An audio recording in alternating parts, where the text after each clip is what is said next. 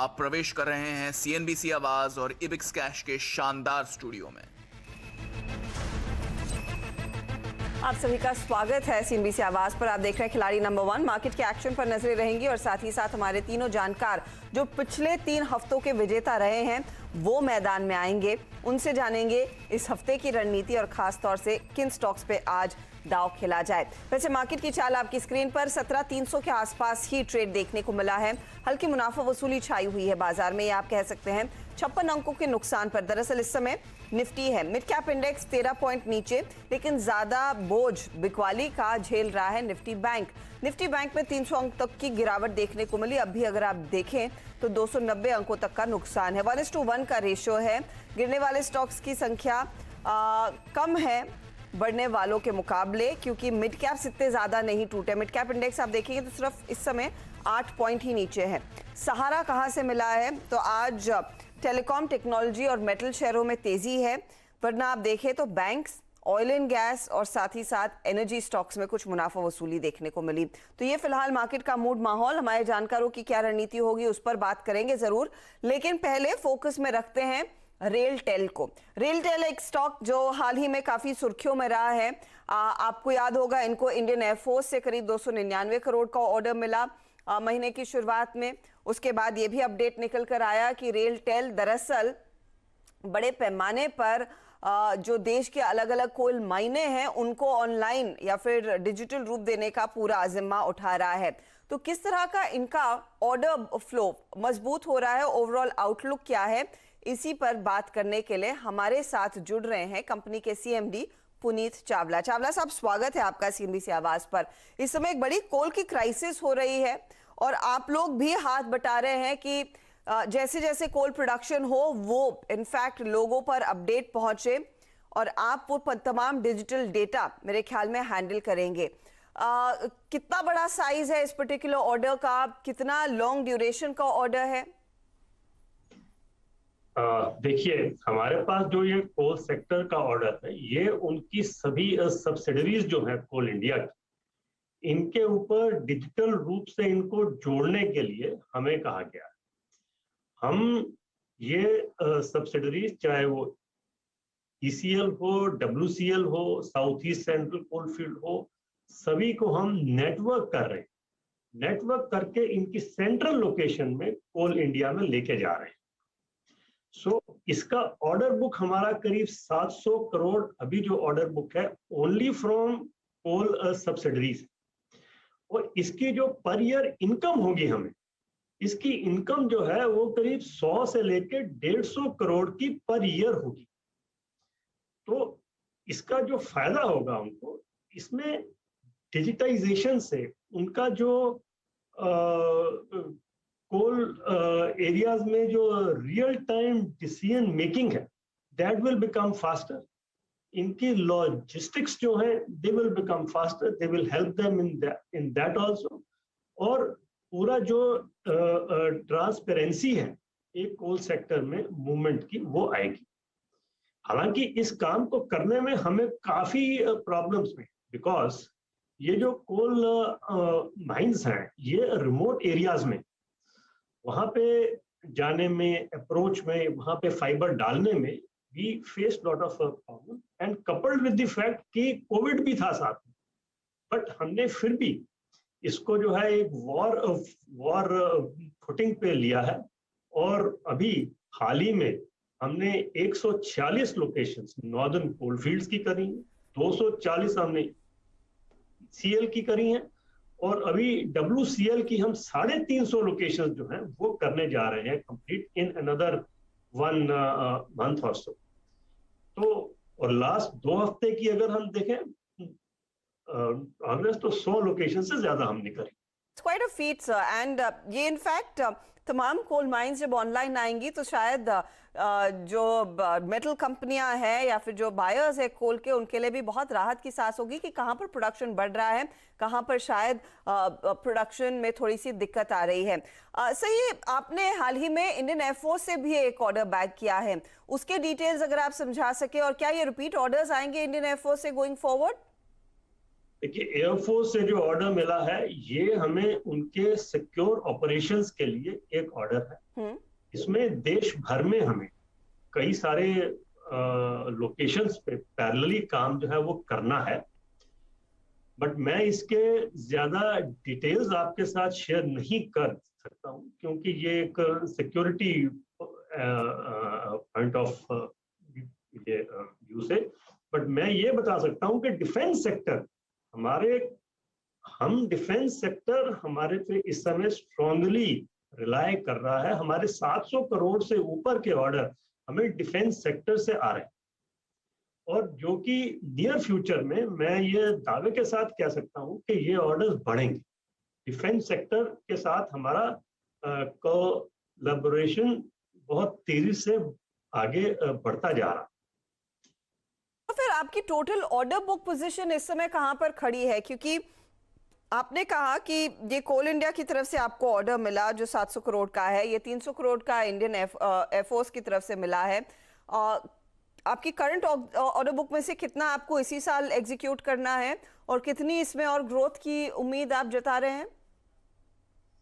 देखिए, ऐसा है, करंट ऑर्डर बुक हमारा, हम अबाउट 1000 CR से ज्यादा के ऑर्डर्स इस साल में एग्जीक्यूट कर देंगे। ये एग्जीक्यूशन भी होता रहेगा, प्लस इसके साथ साथ हमें और नए ऑर्डर्स भी मिलते जाए। एक 4G नेटवर्क इस्टेब्लिश करने के लिए एक स्पेक्ट्रम जो है वो एलोकेट हुआ है। ये एक 7000 करोड़ रुपीस का एक ये प्रोजेक्ट है जो सैंक्शन है इस समय।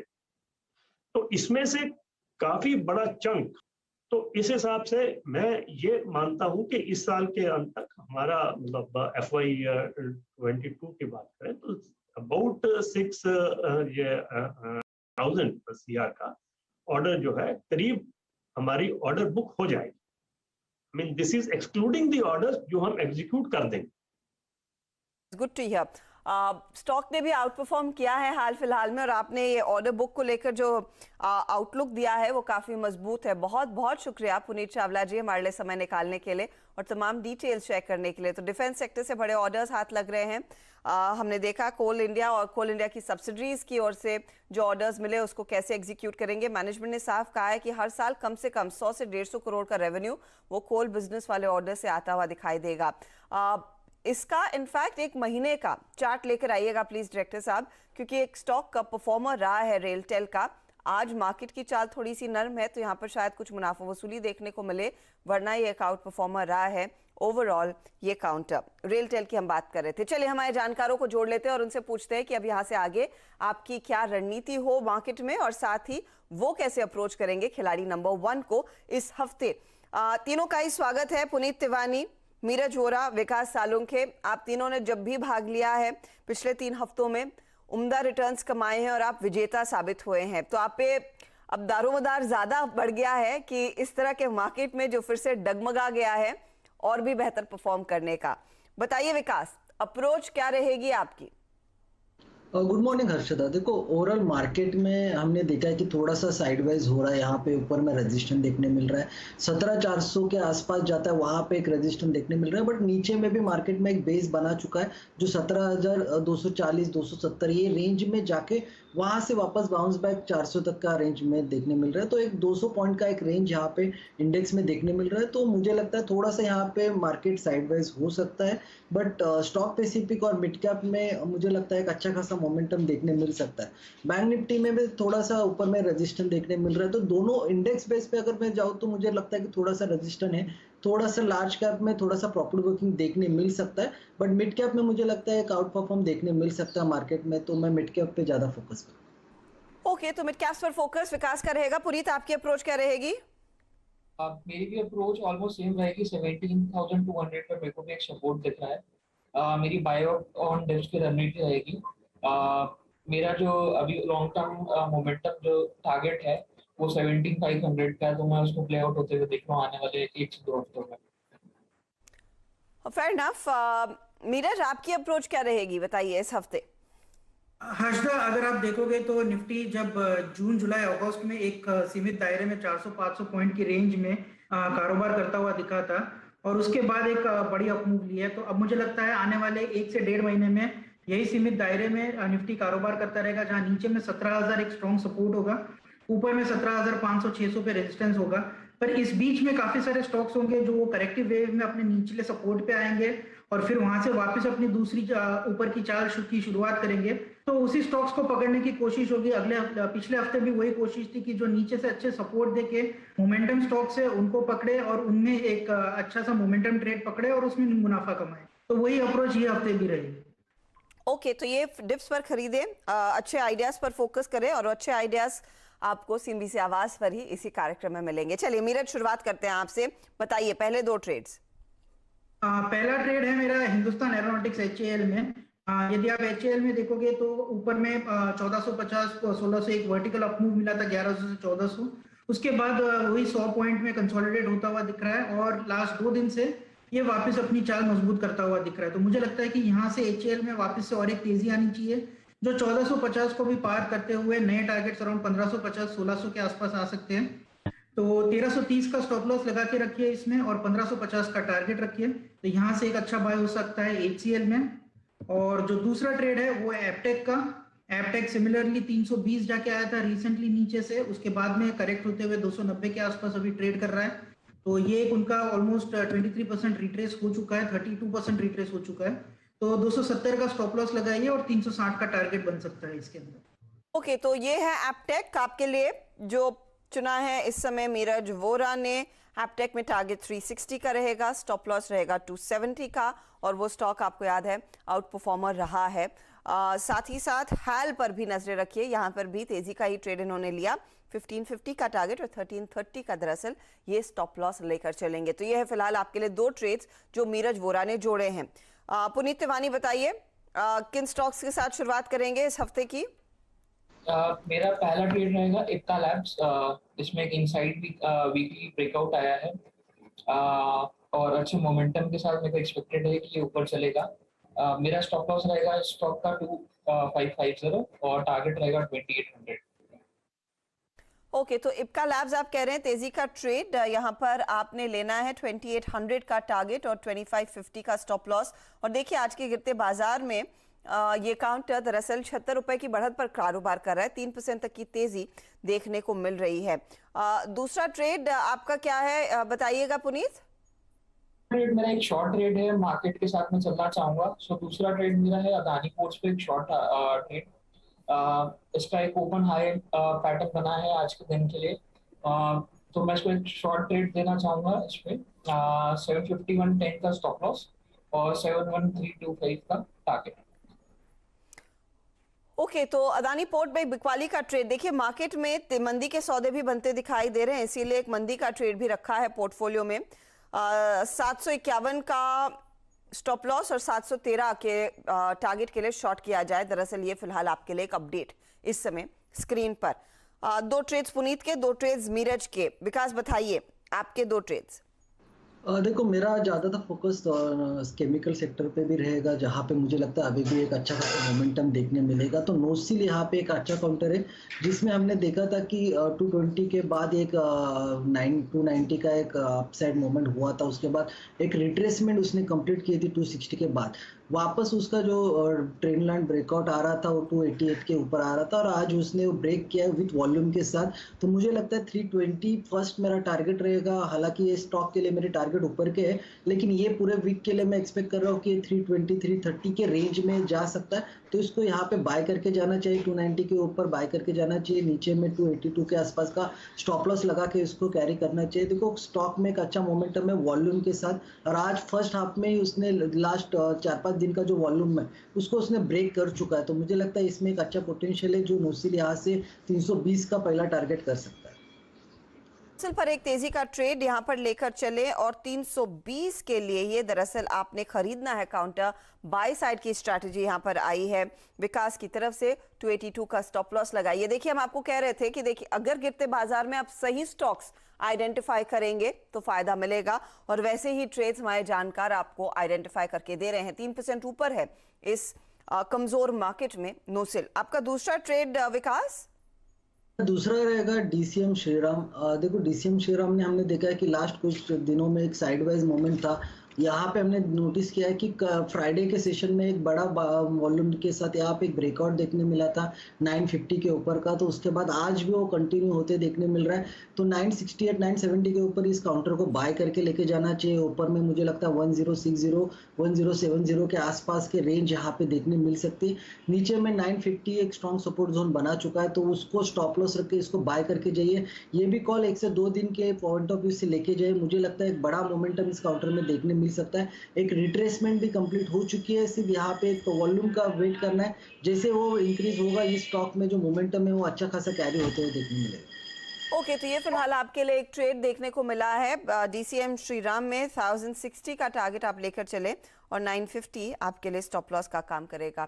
ये है फिलहाल वो दो ट्रेड्स जो हमारे जानकार लेकर आए हैं आपके लिए। ज्यादातर तेजी वाले ट्रेड्स, एक मंदी का सौदा। लेंगे एक छोटा सा ब्रेक के बाद ऑफ कोर्स एक स्टॉक और जुड़ेगा और ओवरऑल रिटर्न्स की स्थिति क्या बन रही है ऐसे दिन, उस पर भी नजरें होंगी। बने रहिए आप CNBC आवाज के साथ।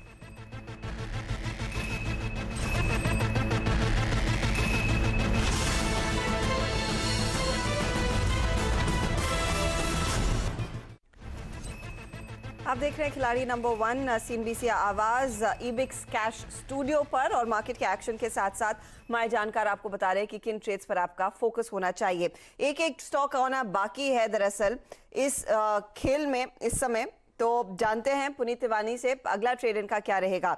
इन्होंने एक इप्का जोड़ा, दूसरा मंदी की तरफ अदानी पोर्ट जोड़ा। तीसरा ट्रेड पुनीत?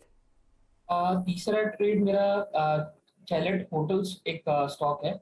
होटल्स काउंटर वैसे भी पिछले हफ्ते काफी न्यूज में रहे हैं और काफी अच्छा मोमेंटम पॉजिटिव साइड पे इनका दिखाया है। तो होटल सेक्टर का एक स्टॉक रहेगा चैलेट। 181 का मेरा। ओके, तो 205 के टारगेट के लिए शाले होटल्स में तेजी का ट्रेड लेना है, ये फिलहाल कह रहे हैं पुनीत। एक्चुअली मोमेंटम देखने को मिला है शाले ही नहीं दूसरे होटल बिजनेसेस में हाल फिलहाल में, और ओवर पर काफी लोग चर्चा भी कर रहे थे सोशल मीडिया पर। करीब 1% तक की तेजी दरअसल इस स्टॉक में इस समय है। विकास बताइए, नोसिल DCM श्रीराम के साथ तीसरा ट्रेड क्या है?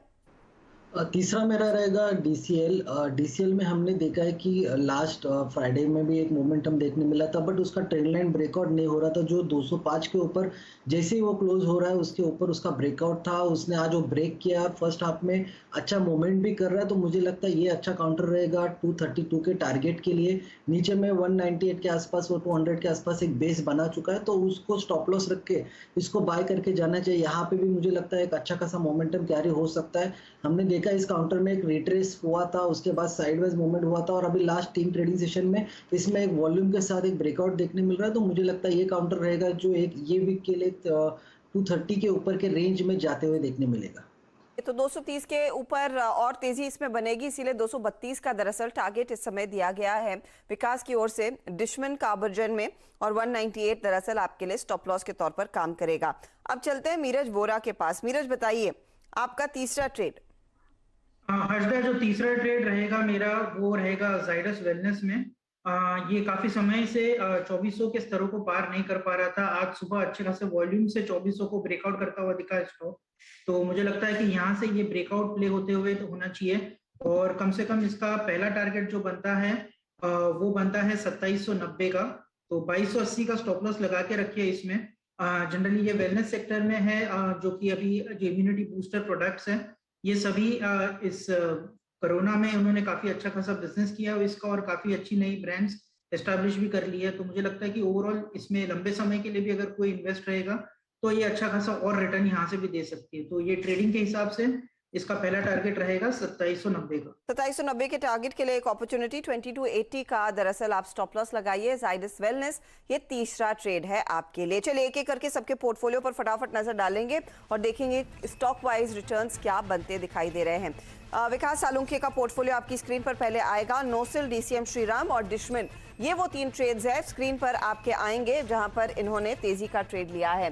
नोसिल 320 का टारगेट, 282 स्टॉप लॉस। डिशमन 1060 का टारगेट, 950 स्टॉप लॉस, और डिशमन में भी इन्होंने दरअसल ट्रेड दिया है 232 का टारगेट और 198 का स्टॉप लॉस। तो नोसिल 0.22% ऊपर, डिशमन में हल्की सी बढ़त, डिशमन में गिरावट, लेकिन डीसीएम में हल्की बढ़त देखने को मिली है। पुनीत तिवारी ने इप्का लैब्स लिया 2800 का target, 2550 stop loss. Chalet hotels 205 का target, 181 stop loss. Adani port sell है 713 रुपए 25 पैसे के टारगेट के लिए। तो अदानी में आधे % के रिटर्न्स बन रहे हैं, 0.35% के रिटर्न्स शैले होटल में, और इप्का लैब्स 1.25% के रिटर्न्स इनको कमा कर दे रहा है। अब आते हैं मीरज के पोर्टफोलियो पर। हैल लिया 1550 टारगेट, 1330 स्टॉप लॉस, तेजी का ट्रेड। एपटेक में तेजी 360 के टारगेट के लिए। जाइडस वेलनेस 2790 के टारगेट के लिए मौका है खरीदारी का, 2280 स्टॉप लॉस है। अब देखिए रिटर्न्स, हैल हल्की सी बढ़त दिखा रहा है, लेकिन आधे % से ज्यादा की गेंस एपटेक के और जाइडस में भी 0.22% तक की बढ़त देखने को मिली है। तो धीमी शुरुआत होती हुई हमारे जानकारों की, लेकिन रिटर्न्स पॉजिटिव है। 1% के रिटर्न्स के साथ पुनीत आगे, 0.091% के रिटर्न्स मीरज वोरा के और 0.8% के रिटर्न्स है विकास सालुंखे के। तो नेक टू नेक मुकाबला है। अब देखते हैं आगे कौन बढ़ता है और कौन से नए ट्रेड्स हमारे जानकार आपके लिए पेश करते हैं। चलिए, इसी के साथ वक्त हो रहा है आपसे इजाजत लेने का। ब्रेक के बाद ऑफ कोर्स आपके लिए लेकर आएंगे कमोडिटी मार्केट का पूरा एक्शन। आप बने रहें CNBC आवाज के साथ। नमस्कार।